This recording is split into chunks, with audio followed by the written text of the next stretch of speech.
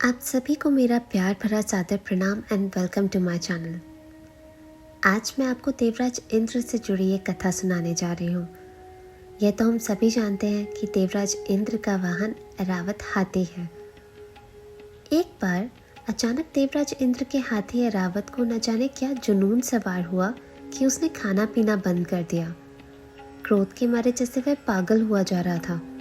महावत ने उसे पुचकारा तो ऐरावत हाथी सूंड ऊपर उठाकर चिंघाड़ने लगा। यह देख महावत भागा भागा देवराज इंद्र के पास आया। इंद्र उस समय कहीं जाने की तैयारी कर रहे थे। उन्होंने पहले ही संदेश भेज दिया था कि ऐरावत को खिला पिलाकर लाया जाए। महावत को घबराया देख इंद्र ने उनसे इसका कारण पूछा। तब महावत ने विनम्रता से कहा, प्रभु, ऐरावत अचानक मदोन्मत्त हो गया है। बहुत प्रयत्न करने पर भी बस में नहीं आ रहा। इंद्र बोले, इसका क्या कारण हो सकता है? आज तक तो ऐसा नहीं हुआ। वैसे भी ऐरावत समुद्र मंथन से प्राप्त रत्नों में से एक है। उसकी उत्पत्ति ही हमारे लिए हुई है। उसके आहार पानी में तो कोई कमी नहीं रह गई। महावत बोले, देवराज, नित्य नियम अनुसार आज भी समय पर उसे आहार पानी दिया गया, मगर उसने छुआ तक नहीं। आप स्वयं चलकर देख लें। यह सुनकर इंद्र खुद ऐरावत के पास गए। उन्होंने हाथी को पुचकारा, मगर आश्चर्य, इंद्र को देखकर ऐरावत और क्रोधित हो गया। वह बेकाबू होता जा रहा था। यह देखकर एक देव ने इंद्र से कहा, महाराज, आप स्वयं इसके ऊपर सवारी करें, शायद ये अंकुश से वश में आ जाए। यह सुनकर इंद्र हाथी पर सवार होने के लिए आगे बढ़े, मगर यह क्या? ऐरावत ने सिर हिलाकर इनकार कर दिया। इंद्र परेशान और सभी आश्चर्य में थे। उनकी समझ में नहीं आ रहा था आखिर ऐरावत को हुआ क्या है। इंद्र इसी चिंता में पड़े थे। उसी समय उनके कानों में नारायण नारायण की शब्द ध्वनि सुनाई दी और वीणा लिए हरि गुणगान करते देवर्षि नारद इंद्र के सामने आ गए। इंद्र ने नारद का अभिनंदन किया। नारद जी ने इंद्र को देखा, फिर हंसकर बोले, किस चिंता में पड़े हैं देवराज? और ये ऐरावत बार बार क्यों चिंघाड़ रहा है? इंद्र ने अपनी व्यथा कथा बताते हुए कहा, हाँ देवर्षि, ऐरावत अस्वस्थ हो गया है, मगर इसकी अस्वस्थता शारीरिक नहीं मानसिक है। यह स्वर्ग के सारे नियमों को तोड़ मुझे सवारी कराने से इनकार कर रहा है। क्या आप बता सकते हैं ये ऐसा क्यों कर रहा है? नारद जी बोले, हाँ देवराज, इससे अपने पूर्व जन्म की याद आ गई है। उसी के कारण इसके मन में पुराना द्वेष उभर आया है। इसका विवेक खो गया है। इसकी यही नासमझी इसके क्रोध और आपके दुख का कारण बन रही है। नारद जी की बात सुनकर इंद्र आश्चर्य से बोले, अच्छा, आखिर ऐसा क्या हुआ? क्या वृतांत है इसके पूर्व जन्म का? नारद जी बताने लगे, पूर्व काल में त्रिशला नामक नगरी में एक विद्वान का आगमन हुआ। उनका नाम विश्वबंधु था। पंडित बंधु धर्मशास्त्र, वेद पुराण आदि के प्रकांड विद्वान थे। उनकी जीवा पर जैसे सरस्वती विराजती थी। उनकी वीणा में इतनी मिठास और ओज था कि उनके प्रवचन सुनकर लोग मंत्रमुग्ध हो उठते थे। नगरवासी बड़ी संख्या में उनका प्रवचन सुनने आते थे। स्वयं राजा भी नित्य आकर पंडित जी की कथा सुनते थे। उसी नगर में वीरसेन नाम के एक सज्जन रहते थे।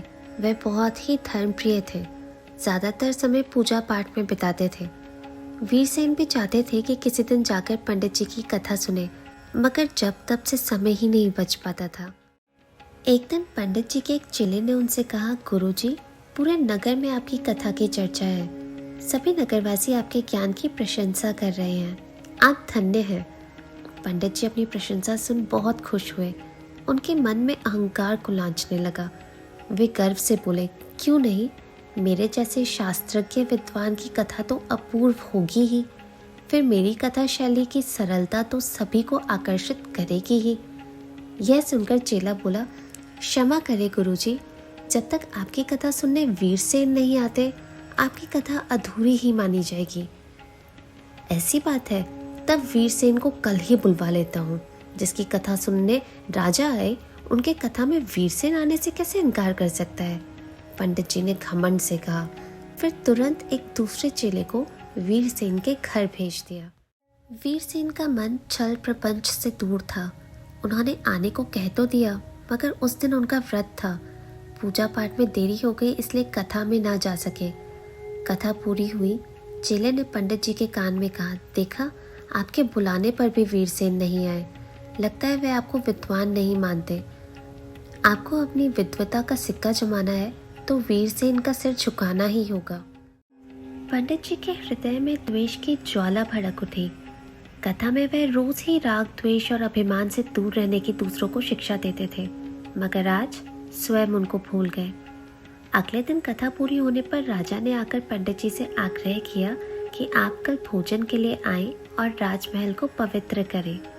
यह सुनकर पंडित जी बोले, महाराज, आपका निमंत्रण तो मैं स्वीकार कर लूँगा, मगर मेरी एक शर्त है। अगर आप पूरा करने का वचन दें तभी मैं भोजन करने आऊँगा। राजा सोचने लगे, पंडित जी ज़्यादा से ज़्यादा कोई रत्न मांग लेंगे या फिर स्वर्ण मुद्राओं से भरी थैली। यही सोचकर राजा ने पंडित जी की बात मान ली। फिर कहा, पंडित जी, आप क्या कहना चाहते हैं? पंडित जी बोले, महाराज, आपकी नगरी में वीरसेन नाम का एक व्यक्ति है। मैं चाहता हूँ जब मेरी पालकी राजमहल के द्वार पर रुके तो मैं राजमहल के अंदर वीरसेन की पीठ पर सवार होकर जाऊँ। पंडित जी की बात सुनकर राजा चौंक पड़े। वह वीरसेन को जानते थे। बोले, आप उन जैसे साधु को ये कष्ट क्यों देना चाहते हैं? चाहे तो मेरी पीठ पर सवार हो जाए, मैं उन्हें यह करने के लिए कैसे कहूँगा? परंतु पंडित जी अपनी बात पर अड़े रहे। राजा समझ गए कि होनी अपना खेल दिखा रही है। इन जैसे ज्ञानवाद की मति भ्रष्ट हो गई है। विद्वान के मन में घमंड हो जाए तो उसका सर्वनाश कर देता है। विद्या तो विनय देती है। यह सोचकर राजा ने कहा, ठीक है। दूसरे दिन राजा ने वीरसेन को बुलावा भेजा। उनके आने पर राजा ने बड़े संकोच से पंडित जी को दिए वचन की बात बताई। वीरसेन ने मुस्कुराकर कहा, राजन, यह तो मेरा सौभाग्य होगा। विश्व बंधु जैसे विद्वान को पीठ पर बैठाकर मेरा जीवन सफल हो जाएगा।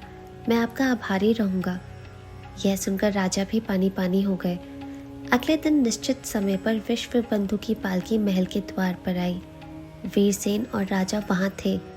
विश्व बंधु ने पालकी से उतरकर कहा, कहाँ है वीरसेन सवारी के लिए? वीरसेन ने सिर झुकाकर कहा, आइए पंडित जी, मैं सेवा के लिए तैयार हूँ। बिना आगा पीछा सोचे, उचित अनुचित का विचार किए, पंडित जी वीरसेन की पीठ पर सवार होकर भोजनालय में पहुंचे।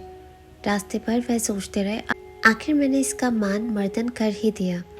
अपनी कहानी समाप्त करते हुए नारद जी बोले, देवराज, विश्वबंधु पंडित को उनकी करनी का फल भुगतना पड़ा। विद्या, ज्ञान और भगवान की कथा का ज्ञाता होने के फल स्वरूप उन्हें मोक्ष का अधिकार होना चाहिए था, किंतु द्वेष और अभिमान ने उनके सारे किए पर पानी फेर दिया। वही पंडित जी ऐरावत हाथी के रूप में आज स्वर्ग का क्षणिक सुख भोग रहे हैं। सद्गुणों के कारण वीरसेन आज स्वर्ग के राजा इंद्र बने हैं। विश्वबंधु ने वीरसेन के ऊपर सवारी की थी। उसका फल भोगने के लिए यह हाथी बनकर आज पूर्व जन्म के वीरसेन इंद्र की सवारी के काम आ रहा है। पूर्व जन्म की बात याद आने पर इसका घमंड फिर जाग उठा है, इसलिए प्रतिकार कर रहा है। आप कहें तो मैं इससे कुछ कहूँ? इंद्र की स्वीकृति मिलने पर नारद ने ऐरावत की ओर देखा। नारद जी ने आगे बढ़कर ऐरावत के कान के पास जाकर कहा, पिछले जन्म में जो किया, क्या उसे भूल गए? फिर अपने कर्तव्य से मुंह मोड़कर अगले जन्म को बिगाड़ने पर क्यों तुले हो? यह सुनना था कि ऐरावत का सारा नशा काफूर हो गया। उसने उछल कूद करनी बंद कर दी, फिर सिर झुकाकर इंद्र की सवारी के लिए तैयार हो गया। इस कथा से हमें यह सीखने को मिलता है कि हमारे कर्म ही सबसे सर्वश्रेष्ठ होते हैं। जो भी हम करते हैं उसका परिणाम हमें ज़रूर भोगना पड़ता है। चाहे हमारे कर्म अच्छे हो या बुरे, उनका फल हमें किसी न किसी रूप में मिलकर ही रहता है। अगर आपको कहानी अच्छी लगी हो तो प्लीज़ इसे लाइक कीजिए, ज़्यादा से ज़्यादा लोगों के साथ शेयर करें और चैनल को सब्सक्राइब करना मत भूलिएगा। धन्यवाद।